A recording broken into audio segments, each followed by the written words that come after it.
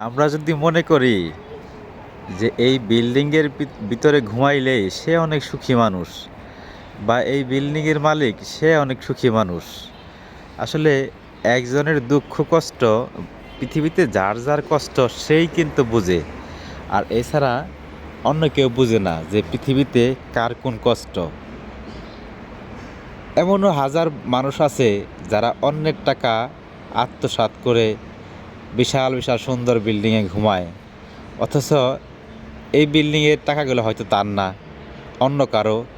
তো তখন যদি সোনার বালিশের নিচে ঘুমায় বা শত শত টাকার খাটের উপরে যদি ঘুমায়, তখন তার ভিতরে কিন্তু একটাই হতাশা যে আমি তো অন্যজনের আহার নষ্ট করছি, আমি তো অন্য কারো টাকা নষ্ট করছি। আসলে আমার তো এই কাল কাল না, এই দুনিয়া দুনিয়া না, আমার তো পরকাল আছে, আমার তো আর একটা দুনিয়া আছে। তো এই কথা ভাই ভাই কিন্তু সে ধুকে ধুকে মরে এই বিশাল বিল্ডিংয়ের ভিতরে ঘুমায়ও। এরকম হাজারো মানুষ আছে। সবাইকে আল্লাহ তাআলা বোঝার মতো তৌফিক দান করুক। আমিন। ভালো থাকবেন সবাই।